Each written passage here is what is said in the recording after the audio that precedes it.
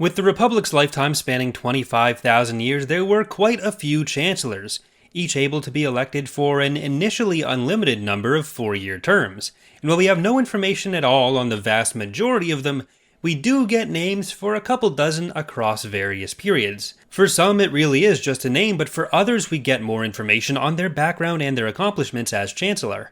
In today's video, we're going to go over all the Chancellors we know anything about from the Legends timeline.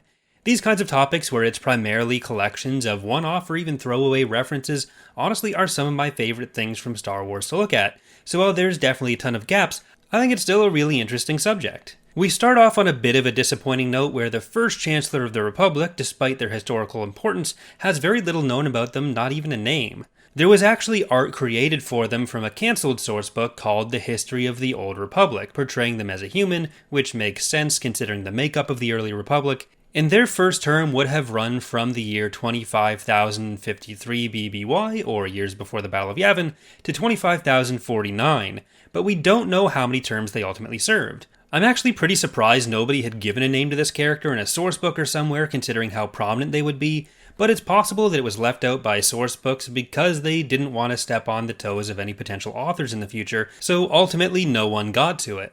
The next Chancellor we know of jumps forward almost 10,000 years to about 15,500 BBY with Chancellor Florian. While Florian was the leader, Republic scouts near Mercana in the Outer Rim, near Mon Calamari, happened upon a species known as the Dwonogwyn, a powerful species which was able to go through hyperspace without even needing a ship. This species were also known as the Star Dragons on account of how they're basically just giant dragons in space.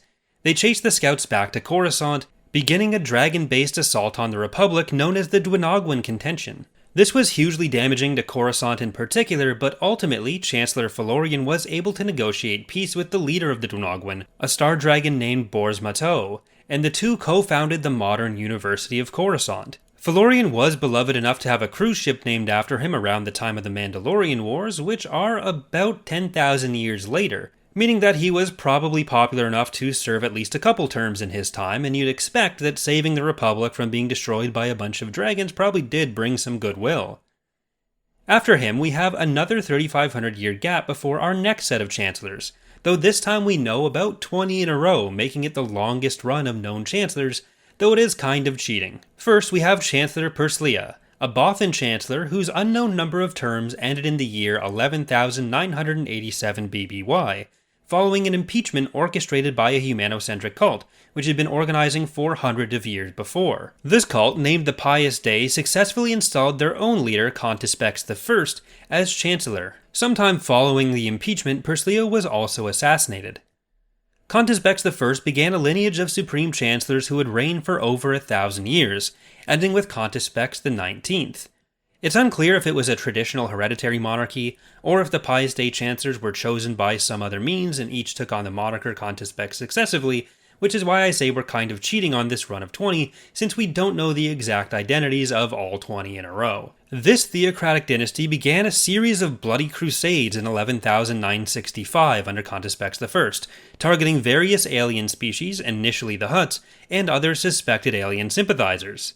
The Seventh Alsacan conflict began between the Pious Day forces of Coruscant and an allied resistance group led by another often rebellious core planet named Alsacan, who always wanted to replace Coruscant as the galactic core leader. This group was joined by the Jedi Order, and along with help from the Bureau of Ships and Services, they managed to end the war with the Battle of Uquine, which led to the dissolution of the Pious Day and the arrest of Contispex XIX in the year 10966 aboard his flagship, Flames of Synthara. Control of the Pious Day's cathedral ships was overridden by the Bureau of Ships and Services, which dispersed them in hyperspace with their crews still aboard, ending the Pious Day resistance for good. After the horrors of the Pious Day Crusades, the Chancellorship fell to Jedi Master biodictavis, who had led the Jedi Order through the last stages of the wars.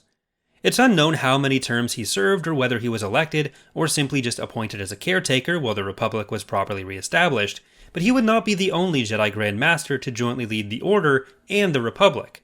Generally, this only happened at times of particular instability or reformation, but we'll get to a period later where there was about 400 years of continuous Jedi rule. After Ductavis, we have a pretty large gap before we get to one of the most popular Chancellors in history, and only the second non-human we have information for, Blotus the Hutt, whom I've covered individually both here on Datapad and recently on my Clips channel as well. Blotus joined the Republic as the administrator of several former Hutt mining worlds, which broke away from the deteriorating Hutt Empire. Blotus became highly popular in the Senate and broke down a lot of pre-existing Hutt stereotypes, eventually leading to his becoming the Supreme Chancellor for no less than 275 consecutive years, at some point between 9,000 and 8,000 years before the Battle of Yavin, until he died peacefully in his sleep. Eventually, we do get term limits, but they definitely did not exist here. Considering he was primarily popular for growing core world trade and wealth, it's not clear how popular he actually might have been in other regions, but his favorite chair in the Senate Lounge was left free as a monument to him for the remainder of the Republic's lifetime. After Blotus, we jump another few hundred years to Chancellor mcgratha, who held the office for some amount of terms that included the year 7786, and we only know of mcgratha from a speech they gave commemorating a war that had concluded 25 years prior to that, called the Waymansea Storm, named after the Waymansea Hollow. This was a region in space where a manufacturing group that operated more like a cult than anything else had spent 1,000 years reverse engineering and improving on Republic military technology before engaging in a highly destructive campaign against the Republic. The Republic countered the Waymansea's initially superior technology by developing a new type of weapon, called pulse wave blasters, which turned the tide of the war. mcgratha's mother had also served in this war, which was part of why they were giving this address on the anniversary. We have another decently sized gap here as we start to get into the tales of the Jedi and Kotor periods, taking us to within a few decades of the year 5010 BBY and Chancellor Fatum, who ceded control of the world within the Koros system to the rulers of the most powerful world in the system, Koros Major, known as the Teton aristocracy, a move which ultimately lost him the chancellorship. This led to the Unification Wars in the Koros system, where Empress Tita and Koros Major established their control over the rest of the system that had been granted to them by the Chancellor. During the Unification Wars, two siblings from the Koros system, Gav and Jori Daragon, stumbled upon the Sith on the planet Korriban and accidentally led the Sith back to the Republic. This launched one of the first major wars between the forces of the Sith Empires and the Republic. While Empress Tita played a primary leadership role in this war, the Republic side was overseen by Chancellor Poltimo, who played an important role himself. After Empress Tita secured victory at Korriban, Chancellor Poltimo wanted to push the invasion even further to eradicate the Sith's dark side influence in the region, and believed the entirety of the civilization they had built up needed to be eradicated to ensure not just the safety of the Republic, but also the freedom of the Sith species' citizenry from their former masters on the dark side. This was hugely damaging to the Sith Empire as it existed at the time, but didn't ultimately mean the end of the Sith. By about 4800 BBY, Chancellor Vokatara was in office. Prior to their chancellorship, they had been a soldier in the Republic Rocket Jumpers, a highly decorated unit whose history went back to both the Pious Day Crusades assisting the Jedi and other important wars like fighting the Waymansea Storm. Several members of this well-respected unit went on to serve important political offices in the Republic, including Chancellor Vokatara, and nearly 1,000 years later, Minister of Defense Senator Nidus. During Vokatara's term, the Gank species had begun a rampage known as the Gank Massacres, after they'd been hired by the Neimoidians to quell an uprising by another species named the Pauperites, who were themselves rebelling after the Neimoidians had gained the rights to distribute a highly addictive drug to them, which is all a sign of great public health policies and just good decision-making all along. The Ganks were just meant to stop the Pauperite rebellions that the Neimoidians had inadvertently caused, but instead it was basically like when people keep introducing invasive species to prey on other invasive species that they accidentally introduced. To solve the problem once and for all, Vokatara commissioned the development of Juggernaut war droids to help deal with the Ganks, who were defeated by 4775. Almost a millennium later, by the year 3996, Chancellor Sidrona had taken office. Because he was probably overly sympathetic to the Jedi, he disbelieved rumors of rogue Jedi involvement in a series of attacks on Republic shipyards, despite the fact that Jedi Masters were attempting to investigate those rumors themselves. It's unclear which species he was meant to be, though he could potentially be a quite elderly Quarren, what with the face tentacles and all. He was murdered on the Senate floor by the Dark Jedi and future Sith Lord Exar Kun. A few decades later, Tol Cressa held the office, beginning sometime before 3964 and the beginning of the proper Mandalorian Wars, holding the office until at least 3946, meaning we still don't quite have term limits yet, though by a few hundred years later there's going to be a limit of 2 4-year terms. We'll get to that soon.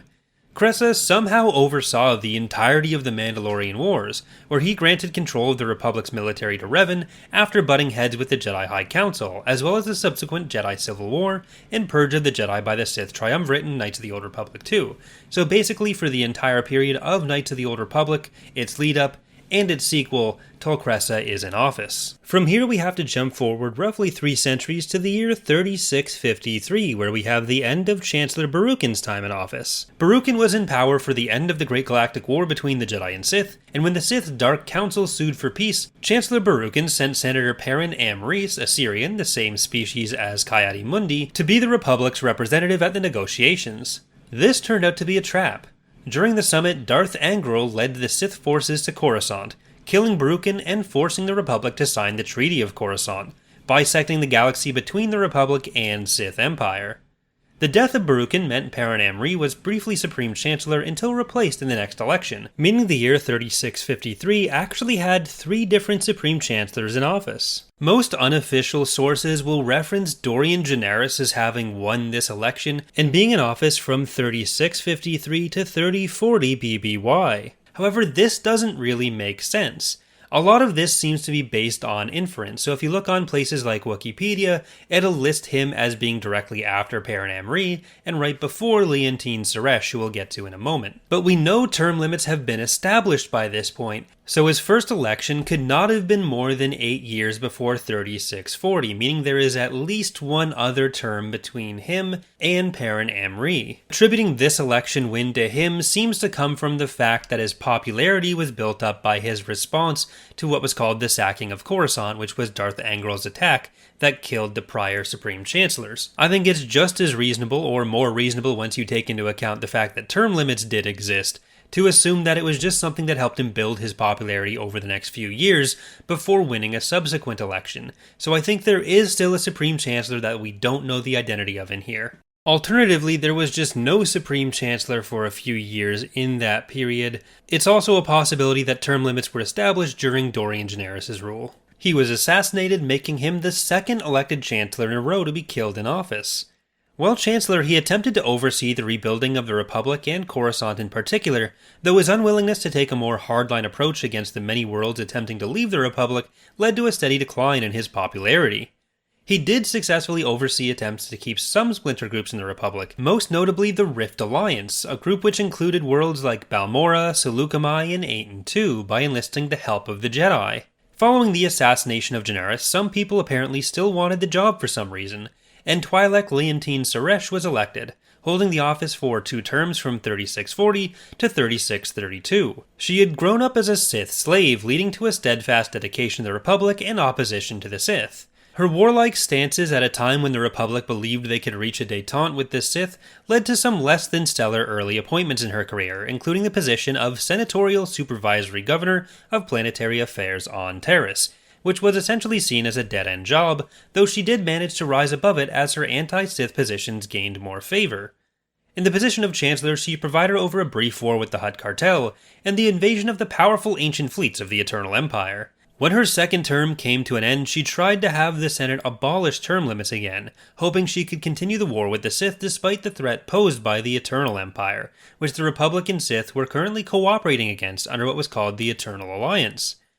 After failing at that, she attempted to choose a successor she could control, Jeb of Madan, who held the office from 3632 to 3630, though a lot of these specific dates are inferences as well. Suresh tried to execute a coup against the Eternal Alliance before being either jailed or executed depending on the actions of the player character in the Old Republic, though I don't think this is a case where either is really considered more canon than the other there. Madan, despite being a puppet for Suresh, had actually warned the Outlander, the player character's title, who commanded the Alliance, that Suresh was attempting to overthrow them, though he still resigned his post in the aftermath of this attempt. With Suresh and Madan gone, Galena Rands was elected Chancellor.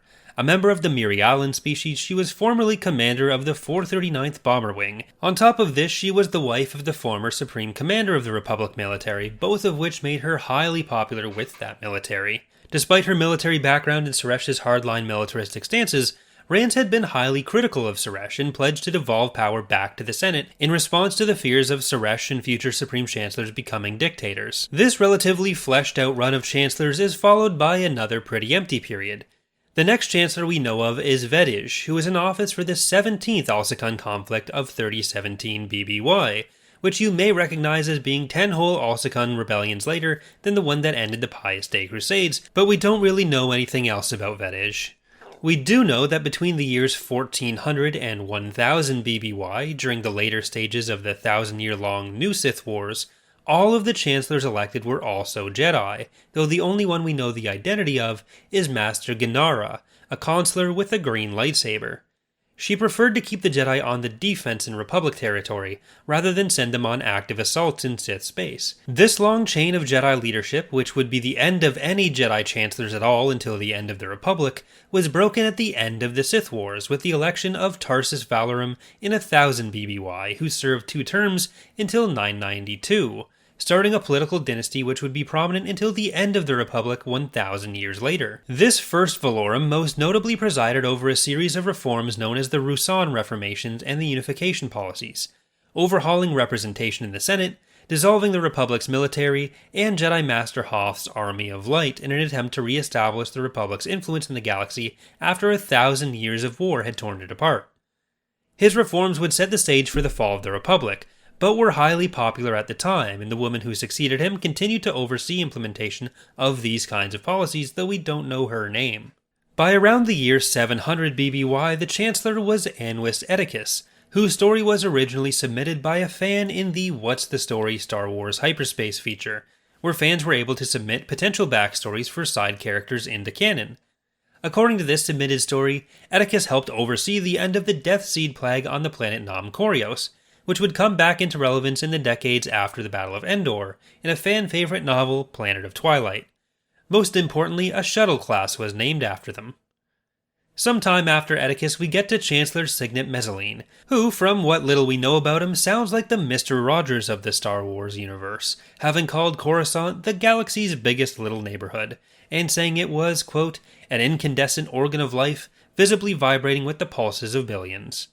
In Coruscant in the Core Worlds, an RPG sourcebook, he's said to have ruled over Coruscant for 70 years, and even had Mezzaline's spaceport named after him, so he was definitely popular there. Because we don't get a date for Mezzaline's period in office, it's entirely possible they're slightly out of order here with some of the other Chancellors of the period, and the fact that they had a 70-year tenure in at least one office, plus their chancellorship, makes it less likely that they were human, though not impossible. Humans could live for a long time in Star Wars. The end of Edicus or Mezzaline's rules, in whichever order they happen, brings us to the final long gap of the Chancellors before the final lead up to the Clone Wars and the fall of the Republic, where we know at least the final 6 Chancellors and one slightly before. This one straggler is Ixes Valorum, the second member of the Valorum political dynasty that we know of sometime prior to the late 60s BBY. His chancellorship was the result of work by Kar Damask, sometime chair of the IGBC or Intergalactic Banking Clan, and father of Darth Plagueis. We only know one real thing about his chancellorship, being that, according to the Darth Plagueis novel, he had been the last chancellor to have a real sense of style until Thoris Darris, who we'll get to in a minute. But it implies at least a few chancellors passing between him and the next chancellor we'll talk about, Vela Pesivas, otherwise it just turns into insulting her and her alone. Pesivas' start date in office is unknown, but we know her final term ended in 60 BBY, and that she was noted by that previous passage as having a particular lack of style. Even if there were other chancellors between, she was directly called out by the book, so it's definitely true of her. She faced a considerable scandal when her appointment of Gideon Pragi to the post of Minister of Finance was noted as a conflict of interest considering his position that existed already as the executive chair in the Bank of the Core. The Pragis were another prominent family in this period, with one of the Pragis even being on Vader's Star Destroyer in A New Hope. This scandal forced Gideon Pragi to step down from the position within a few days and probably negatively impacted Pesivas' public image. It couldn't have been all bad though, since a cookie company, Biscuit Baron, released hollow cubes of her and Anwis Edicus in their Heroes of the Republic commemorative cookie boxes during the Clone Wars. Pesivas' immediate successor, Thoris Darris from the planet Korraleg, was in office for 2 terms from 60 to 52 BBY, and Plagueis is actually pretty clear in what it means by style, coming back under Darris when it says, quote, Darris was unmarried, an incorrigible womanizer, and enthusiast of sport, opera, legitimate gambling, and high cuisine. His first term of office was characterized by a marked upswing in intemperance, and in the end, rampant corruption. This set the tone in the Senate as well, and Darris was seen by many as responsible for a big upswing in the Senate corruption, which helped spur the support for the also corrupt CIS and their rebellion. He was notably also persuaded by the Saswana Senator Om Brashear to appoint Ranulph Tarkin Governor General of that sector, responsible for its defense. This further paved the way for one of Palpatine's staunchest allies to draw further power to himself, and set the stage for an increasing push in militarization across the Republic over the next few decades. After Darris, Chancellor Frix held the office for a single term from 52 to 48 BBY. Frix was originally introduced in a hyperspace article with their name being a nod to a future rebel pilot, Grizz Frix, though the exact relationship was left open for future authors to explore, which none of them did. Frix was brought up in a meeting between several Jedi, including Qui-Gon, Count Dooku, and Sifo Dyas, along with, unbeknownst to them, Sith Lord Darth Plagueis, as a potential candidate who could curb the excesses of what Darris had introduced and stop the Republic's backslide, though once in office, he ultimately was ineffectual at doing that. His successor, the two-term winner Kalpana, was mentioned in the same discussion as a much more likely long-term winner for the office, and a much more principled being in general. He strongly opposed piracy, smuggling, and slavery, which made him less than popular with a lot of Outer Rim business interests who relied on a lot of those, especially the slavery part. He did come from another influential family allied with the Valorums and Tarkins, whose influence he hugely expanded by expanding military authority held by Tarkin during crises like the Stark Hyperspace War, one of the first real military actions taken by the Republic in generations against what was essentially a rebellious corporation, a kind of prelude to what we'd see in the Clone Wars. Kalpana's successor, Finis Valorum, also served two terms from 40 to 32 BBY, which is actually a bit weird since he was removed from office by a vote of no confidence. So it must have been in the final year of his final term in office, which is pretty convenient, though it also makes him the first Chancellor to face a vote of no confidence and lose in decades. On top of the issue with the Naboo crisis, Valorum's credibility had been undermined by attempts to expose financial misdeeds, and the general sense of corruption within the Republic. Valorum probably warrants his own longer-form video, so I won't go too deep into other elements of his chancellorship here. His successor was a man named Palpatine, who held the office for more than the traditional two terms, from 32 BBY to 19 BBY, presiding over the ruinous Clone Wars and the reforming of the Republic into the Galactic Empire. Aside from that, I don't think he did anything notable, so he's probably not someone I'd ever revisit in other videos. That's going to do it for our overview of the Republic Chancellors. Hope you enjoyed it, and I'd like to do the same with the New Republic, which, considering the much smaller number and far greater prominence of the characters and stories, should be able to go into a lot more depth. If you've enjoyed, please leave a like or subscribe for more, and if there's another topic you'd like to see on the channel, let me know in the comments. Thanks for watching, and I hope to see you next time.